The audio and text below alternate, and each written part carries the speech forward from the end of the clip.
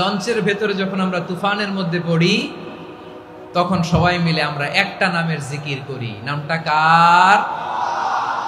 মুসলমানেরাও ডাকে, হিন্দুরাও ডাকে, আস্তিকও ডাকে, নাস্তিকও ডাকে, সবাই ডাকে একজনকে। তিনি কে?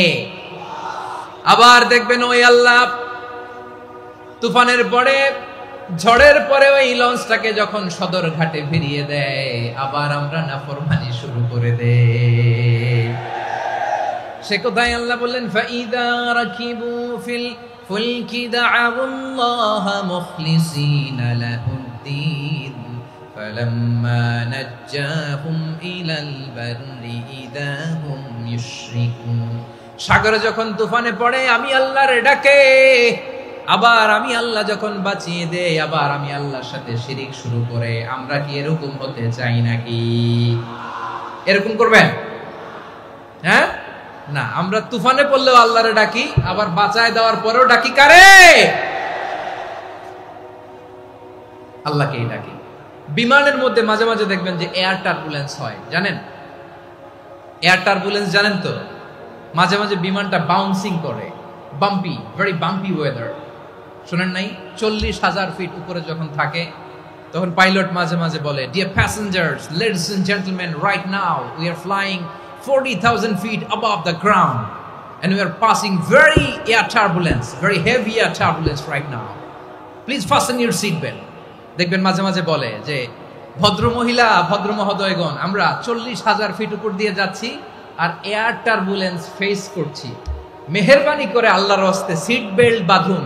তখন বিমানটা এরকম বাউন্সিং করে, শেকিং করে। আপনারা মুখোমুখি হয়েছেন? ইদানিং এই এয়ার টার্বুলেন্স বেড়ে গিয়েছে। গত বছর আমার ইন্টারন্যাশনাল অনেকগুলো ফ্লাইট ছিল, তো আমি দেখলাম যে আগের ফ্লাইটগুলোর তুলনায় এখন এয়ার টার্বুলেন্স খুব বেশি। আমি একটু রিসার্চ করে দেখলাম, ক্লাইমেট চেঞ্জের কারণে, জলবায়ু পরিবর্তনের কারণে আকাশের বাতাসের মুভমেন্টে পরিবর্তন হয়েছে, ফলে এখন বিমান শেকিং করে বেশি, বাউন্সিং, বাম্পি ওয়েদার। তো বলেন তো, 40,000 ফিট উপরে যখন আপনি, কয় হাজার ফিট? সবাই বলুন, কয় হাজার ফিট? 40,000 ফিট উপরে যখন আপনি, তখন যখন বিমানটা এরকম বাউন্সিং করে, সবাই যখন ভমিটিং করে বিমান নষ্ট করে দেয়, বমি করে, তখন বাঁচানোর কে আছে আল্লাহ ছাড়া? কেউ আছে? ওই মুহূর্তেও সবাই মিলে একজনের ডাকে আওয়াজ করে বলেন, তিনি কে?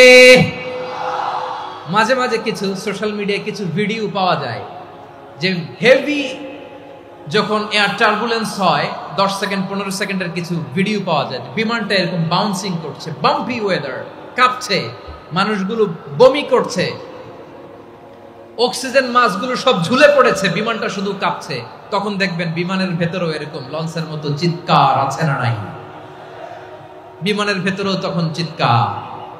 গত বছর হিথ্রো এয়ারপোর্ট থেকে সিঙ্গাপুর এয়ারলাইন্সের একটা ফ্লাইট, হিথ্রো টু চাঙ্গি, একটা ফ্লাইটে এমন বেশি এয়ার টার্বুলেন্সের শিকার হয়েছিল ওই এয়ারক্রাফটটা, 33 জন যাত্রী সেখানে আহত হয়েছে, একজন যাত্রী নিহত হয়েছে।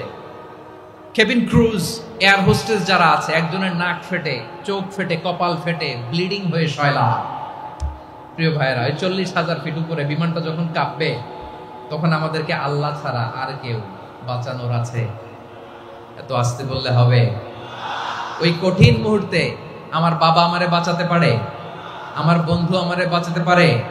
এই গ্রাউন্ডে, জমিনের বুকে আমার প্রোটোকল, আমার ক্ষমতা, আমার দাম্ভিকতা, কোনো কিছু আমারে বাঁচাতে পারে একজন ছাড়া। চিল্লায় বলতে হবে, তিনি কে? সে আল্লাহ বললেন, গোলাম, আমি বিপদের সময় ঠিকই তোমাদের বাঁচিয়ে দেই। ওই বিমানের ভেতরে 40,000 ফিট উপরে যখন তোমরা এয়ার টার্বুলেন্সের শিকার হও, তখন নাস্তিকও আল্লাহরে ডাকে, হিন্দু আল্লাহরে ডাকে। জোরে বলেন ঠিক কিনা? আবার বিমানটা যখন শান্ত হয়ে যায়, একটু পরেই বিমানের স্ক্রিনের মধ্যে হিন্দি সিনেমা খোঁজে। বিমানের স্ক্রিনে কিন্তু বিশাল ওখানে আফলাম, ফিল্মের একেবারে বোঝাই করা। বিমানটা শান্ত হলে আবার হিন্দি সিনেমা দেখা শুরু করে। একটু আগে ডাকছিল কারে?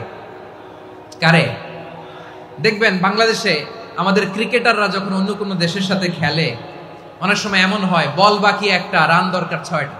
বল বাকি কয়টা? পটুয়াখালী বোঝে নাই বোধহয়। বল বাকি কয়টা? রান দরকার। আপনি দেখবেন ক্যামেরাম্যান তখন গ্যালারিতে খালি দেখায় দর্শকদের যে কি অস্থিরতা।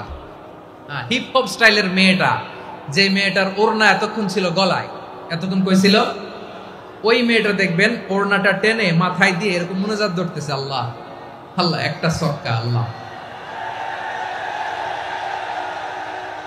আল্লাহ, আমার লাল সবুজের পতাকারে তুমি অপমানিত কইরো না আল্লাহ, ইন্ডিয়ার সাথে আমাদের খেলা আল্লাহ আল্লাহ, একটা ছক্কা, একটা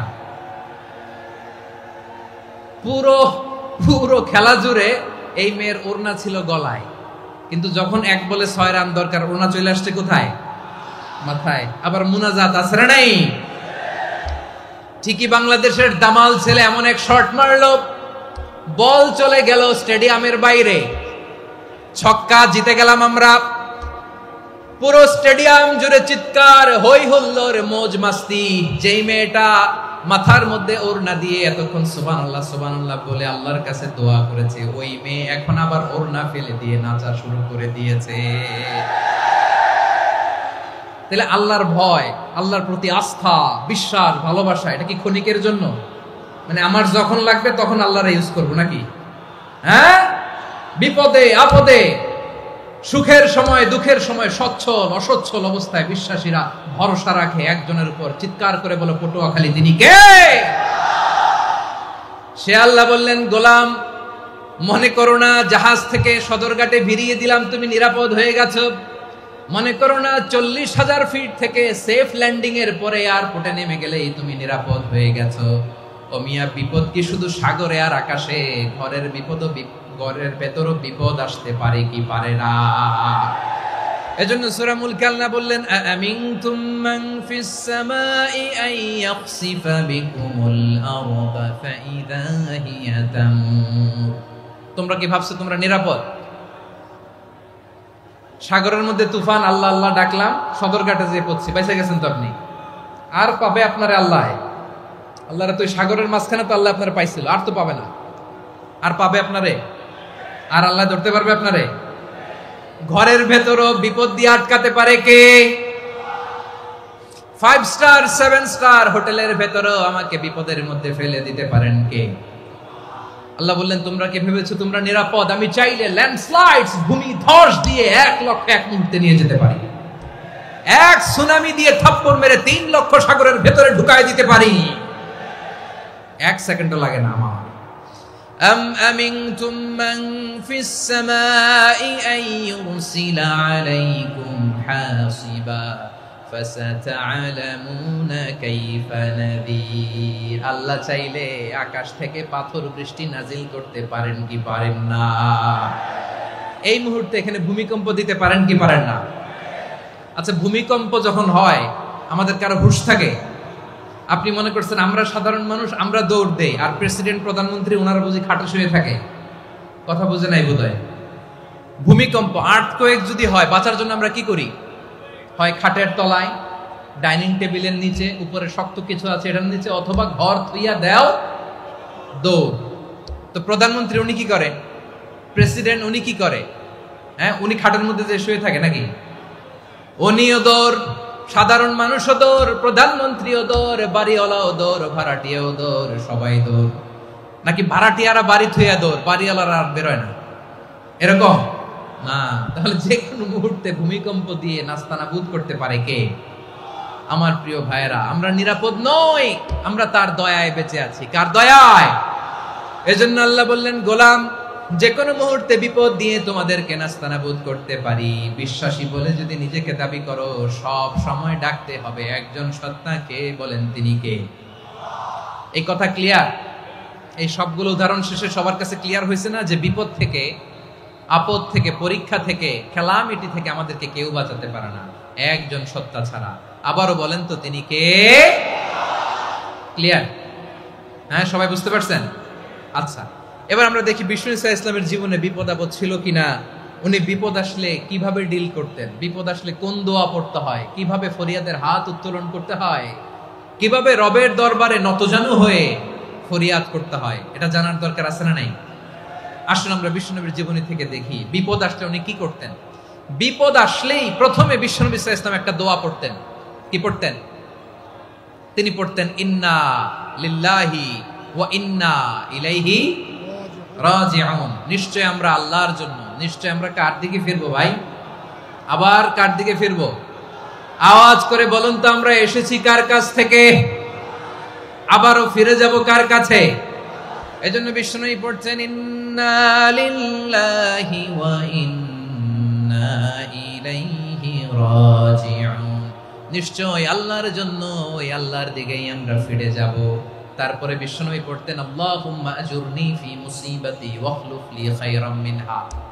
একসাথে প্রথমে পড়তেন ইন্না লিল্লাহি ওয়া ইন্না ইলাইহি রাজিউন, তারপর পড়তেন আল্লাহুম্মা আজুরনি ফি মুসিবাতি ওয়াখলুফ লি খায়রাম মিনহা। মানে আল্লাহ, এই যে আমি বিপদে ধৈর্য ধারণ করলাম, এটার সব তুমি আমারে দাও, আর যেটা হারালাম এর চেয়ে ভালো কিছু দিয়ে মেকআপ করে দিও, ভালো কিছু দিয়ে বদল করে দিও। সুবহানাল্লাহ পড়েন। তাহলে বিপদ আসলে আমরা কি পড়ব? কথা বলেন। এই যে আমি শুয়েছিলাম, নাশিদ গাচ্ছিল ওরা, এদেশে পরস্পরে দেখা হলে দেয় সালাম, এদেশে আমজনতার হৃদয় জুড়ে পাক কালাম, এদেশে বিপদ এলে সর্বজনে সর্বক্ষণে দোয়া পড়ে ইন্না লিল্লাহ। কি পড়ে? সুবহানাল্লাহ সুবহানাল্লাহ সুবহানাল্লাহ সুবহানাল্লাহ। এদেশে আজান শুনে সূর্য ওঠে শহর গ্রামে, এদেশে আজান শুনে সূর্য ডুবে সন্ধ্যা নামে, এদেশে সকল কাজে সবাই বলে বিসমিল্লাহ, এদেশে ভালো কিছু দেখে শুনে হাসি মুখে সবাই বলে মাশাআল্লাহ। সুবহানাল্লাহ পড়েন। তাহলে বিপদ এলে আমরা কি পড়ি? কথা বুঝলে সবাই উত্তর দিতে হবে। বিপদ এলে কি পড়ি? তাহলে বিপদ এলেই আমরা এখন থেকে ইন্না লিল্লাহ পড়বো, নাকি হাই হুতাশ করবেন? একদল আছে হাই হুতাশ করে, হায় আল্লাহ রে মোর কি হইল রে, মই কি হরমু রে, মই কমবে জামু রে, আছে না নাই? এরকম বিলাপ করতে নিষেধ করেছেন বিশ্বনবী। কি করব, কই যাব, কি হবে, হায় হায়, এরকম হাহুতাশ আছে না নাই? বিশ্বাসীরা হাহুতাশ করে না, তারা ইন্না লিল্লাহ পড়ে। কি পড়ে মনে থাকবে? আমরা পড়বো ইন্না লিল্লাহি ওয়া ইন্না ইলাইহি রাজিউন। নিশ্চয় আমরা আল্লাহর জন্য, আমরা আল্লাহর দিকেই ফিরে যাব। এরপর পড়বো আল্লাহুম্মা আজুরনি ফি মুসিবাতি ওয়াখলুফ লি খায়রাম মিনহা। আল্লাহ, আমি যে বিপদে ধৈর্য ধারণ করলাম এটার সওয়াব দিও, আর যা হারালাম তার চেয়ে ভালো কিছু দিয়ে বদল করে দিও। সুবহানাল্লাহ পড়েন।